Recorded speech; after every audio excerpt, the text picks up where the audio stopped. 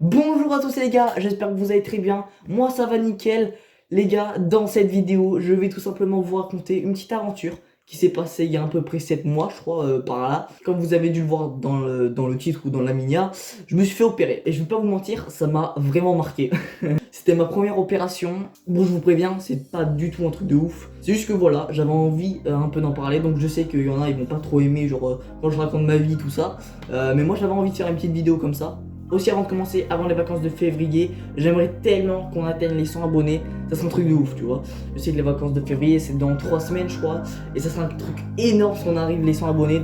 Donc voilà, n'hésitez pas à mettre un like, à vous abonner du coup. Et puis on est parti pour la vidéo, let's go.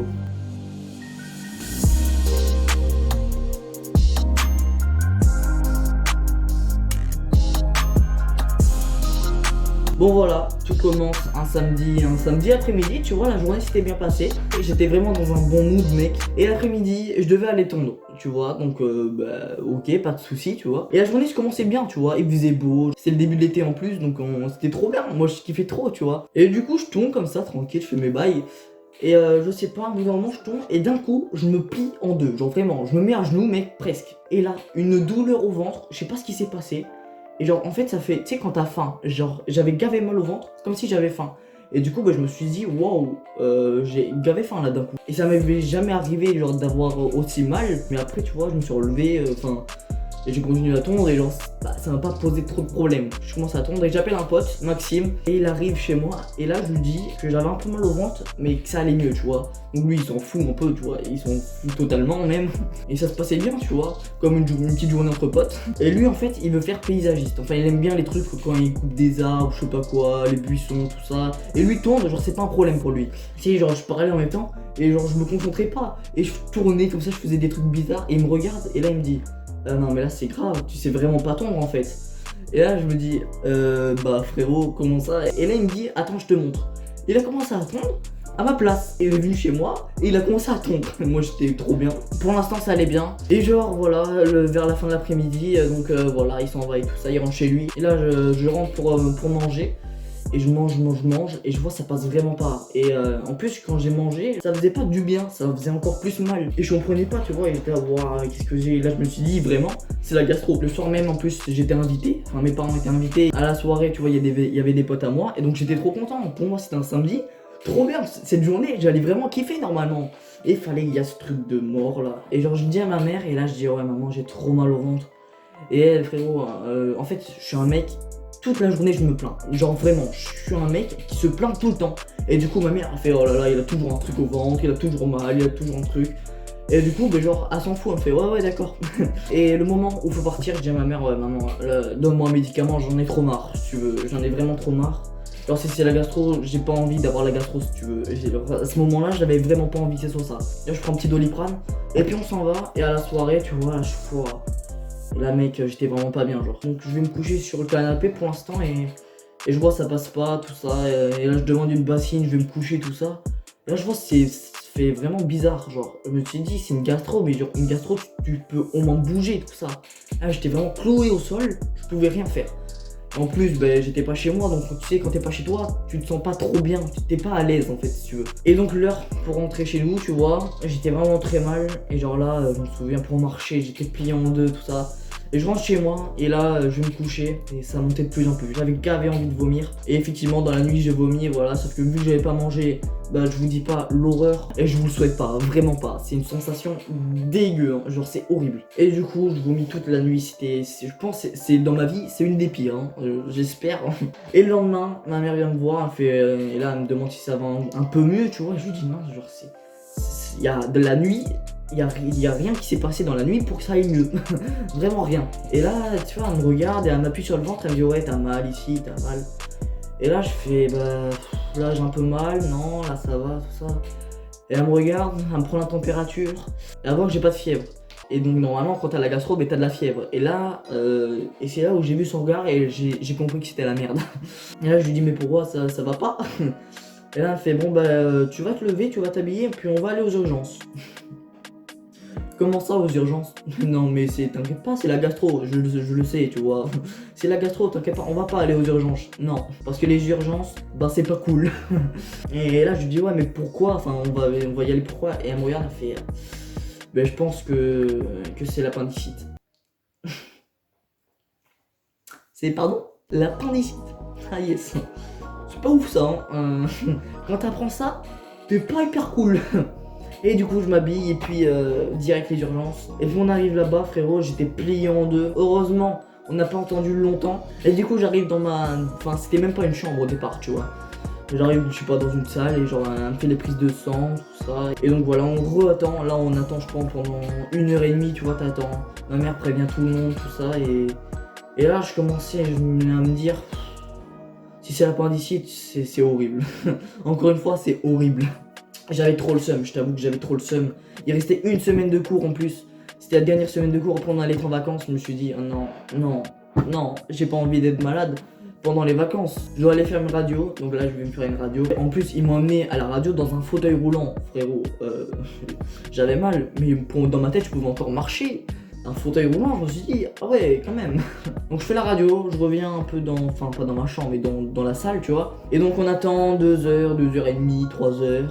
Et puis là, il y a quelqu'un qui appelle ma mère. Et là, je vois ma mère, elle sort. Et là, je me dis, ok, donc là, c'est les résultats. Là, je commence à me dire, ouais, bon, c'est ça. J'ai l'appendicite ou si c'est pas ça, c'est autre chose, mais pire. Et du coup, ma mère rentre et là, elle me fait, bon, ben ouais, c'est ça, c'est l'appendicite. Et là, mec, oh, j'avais le seum. Oh là là. Mais d'un niveau, mec, j'étais trop dégoûté. Hein. Dès qu'elle me dit ça, je me dis, appendicite, opération, pour moi, c'est la même chose. Hein. Dans l'hôpital où j'étais, en fait, il y avait des petits problèmes, je sais pas quoi, et du coup, j'ai dû changer d'hôpital. Et donc là, je me suis dit, bah, super cool. Super cool. Du coup, je rentre chez moi, je prends des affaires, tout ça, pour je ne sais pas combien de temps. Et puis, on change d'hôpital et on va un peu plus loin. Et bon, on arrive là-dedans et là, mec, donc je prends mon sac, en plus il y a le Covid, du coup mon père peut pas rentrer. Tu sais, dans ma tête, je le reverrai plus mon père. J'ai dit au revoir, c'est fini, c'est fini. Là, ils vont me découper, ils vont se tromper, ils vont m'enlever un truc, je sais pas quoi. Et du coup, ben, je rentre et là, dans l'hôpital, c'est un labyrinthe. Et on était perdus, tout ça. Et à 13 ans, on est dans les espaces encore enfants. Du coup, on arrive là-bas, à me regarder un peu ce que j'ai et tout ça. Et du coup, elle m'emmène dans ma chambre. Et vu que c'est un espace pour les enfants, bah le lit, c'est pour les enfants. Et à 13 ans, enfin, enfant, c'est plus trop ça. Tu vois, je suis encore un enfant. Mais bon, là, c'était vraiment enfant de 6 ans. Hein. Le lit, mec, je te raconte pas. J'avais mes pieds, mais en plus, quand t'as mal au ventre, ah bah, c'est pas ouf. Et en vrai, bah, si j'avais pas l'appendicite, eh ben, c'était cool. Je t'avoue qu'il y avait une télé, tout ça, on était bien. Et bon, il fallait que j'ai ce truc dans le ventre. Plein d'infirmières viennent me voir pour m'expliquer comment ça va se passer. Donc normalement ils me disent que j'allais me faire opérer le lendemain, donc le lundi. Et au bout d'un moment, il y a 7 médecins qui arrivent. Et là ils me disent bon t'es à jeun. Et là mec, mon cœur il commence à trembler et tout ça. C'est ce que j'avais mangé avant. Et du coup ma mère fait non il est pas à jeun, pourquoi? Elle a fait ah non parce qu'il y a une place de libre, on pouvait te prendre.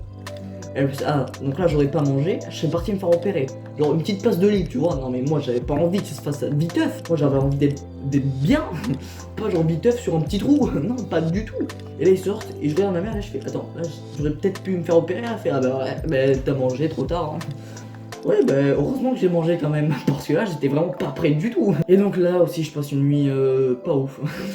Et là ma nuit elle est affreuse, hein. Forcément quand tu sais que t'es à l'hôpital, je fais des rêves frérot, je fais des rêves que mon opération se passe mal, qui enlève des trucs de mon ventre qu'il fallait pas, enfin je fais pas des rêves bien.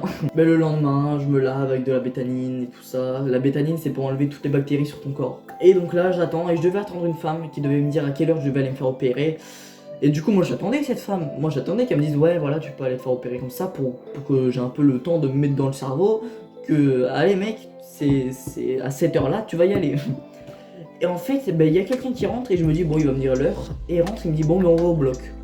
Ah au bloc c'est on y va, genre c'est on peut me faire opérer le bloc je crois.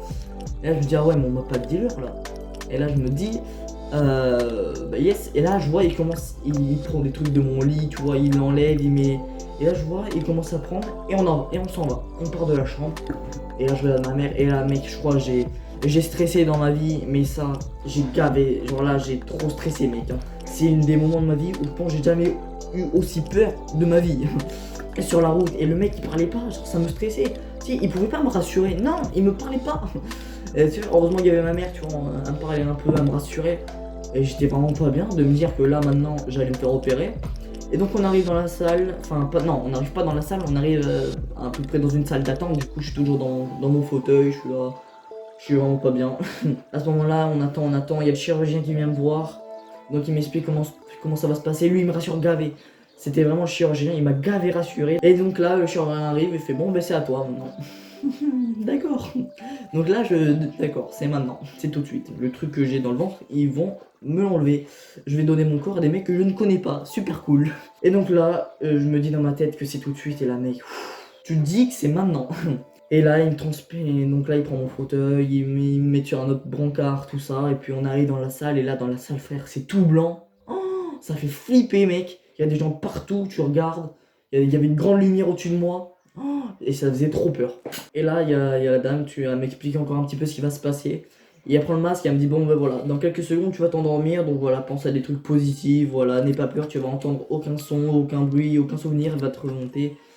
Tu vas juste dormir tout simplement. Elle me dit et tu vas voir dès que tu vas t'endormir, tu vas avoir l'impression de te réveiller. Et donc moi je me suis dit ok, donc je m'endors, vite je me réveille. Pour moi c'était ça. Bon, effectivement pas trop. Elle met le masque et là mec. Au début, tu vois, tu te dis, bon, bah c'est maintenant, hein. Et tu respires, et ça respire à tout. Genre, j'avais vraiment l'impression, il y a une machine qui aspirait à ma place. C'était trop bien, et genre, ça me gavait bien. Et d'un coup, mec, tu pars. Genre, tes yeux, j'étais comme ça, frérot, j'arrivais pas. J'essayais d'avoir les yeux grands ouverts, et je pouvais pas. J'étais comme ça, tu vois, et j'essayais, je fais non, parce que là, quand tu pars, c'est la merde. Et donc là, ils mettent le masque, et je pars. Et là, ben, j'ai plus aucun souvenir, tu vois, donc là, c'est la période. Et effectivement, on se réveille pas tout de suite. Genre, sur le coup, tu sais pas que tu dors. Sur le coup, genre, là, c'est un trou noir. Là, je t'avoue que je dors. Quand je raconte, là, c'est un trou noir. J'ai rien de souvenir. J'ai aucun truc, tu vois. Et après, donc, ils font leur truc. Ils m'enlèvent leur truc dans mon ventre. Et donc là, je me réveille. Et là, j'ouvre les yeux comme ça. Et je vois une salle toute blanche encore. Et là, le premier truc qu'il me dit, c'est une pause. Il faut une pause, genre c'est pas fini. Je sais pas pourquoi j'ai pensé ça, genre. Je me suis dit, c'est passé gavé vite, genre. Tout le malheur qui était avant, c'est pas possible que ça soit terminé maintenant. Et donc là, je retourne un peu. Et là, je demande à une dame, je fais, madame, excusez-moi, c'est fini, je me suis fait opérer. Elle fait, oui, c'est bon, tout est fini. T'es en salle de réveil. Et là, mec. Oh, j'étais trop content, mec. Et c'est ça, je pense, qui est incroyable. Parce que t'as la joie de te dire que tout c'est fini en fait. Tout ça, tout ce qui était avant, c'est fini. Et là mec, oh là là, qu'est-ce que j'étais bien après. J'avais envie de sauter dans tous les sens, j'étais trop content. Et du coup je me réveille, il y a un mec, il m'en met dans le brancard, il me parle. Et au premier, tu vois, je sentais pas grand chose. Et la première secousse, et là frère, je commence à tirer. Et là je regarde un peu ce que j'ai, et là je vois tous les pansements, là je fais wouh, on va pas regarder en fait. Et là je commence à prendre un tirer, tout ça, je retourne dans ma chambre. Et mec, comment j'étais trop content. C'est vraiment trop bien. Quand tu sais que tout est fini, j'étais vraiment trop content. Donc j'ai un peu mangé après. Et pour manger aussi, genre c'est compliqué parce qu'on n'a pas l'impression. Mais genre quand tu utilises tes bras, ben, ça te tire sur tes abdos en fait. Parce que là, à chaque mouvement, tu sens que ça travaille les abdos. Donc je mangeais un peu, et je commence à boire, tout ça. Et je me dis, bon bah, c'est fini quoi. Et au final, je reste 3 jours. Et dans ces 3 jours, j'essayais de remarcher. Pour marcher, tu sais, quand tu te lèves, genre, quand tu essayes de t'asseoir, ça te tire, mec. Ah, j'avais l'impression que mes abdos, ils étaient déchirés. Quand tu marches, tout ça, tu fais quelques petits pas. Pouah, c'est compliqué, hein. C'est compliqué. Et puis, 3 jours après, eh ben, frérot, je suis libre. Et là, quand je sors de l'hôpital, mec, oh là là, la joie aussi que tu te dis, bon, bah, c'est fini, je vais rentrer chez moi. Sans le truc, sans la petite appendice là qui était dans mon ventre qui me faisait mal. Je vais pouvoir rentrer chez moi. Et donc on rentre chez moi, tout ça, j'étais trop content. Et puis Maxime, celui qui était venu tomber chez moi le premier jour, et ben il est venu et puis il m'a dit ah ouais mec, ça va ou quoi? Là je fais attends, t'approches pas trop parce que là genre si tu me tapes j'ai vraiment trop mal.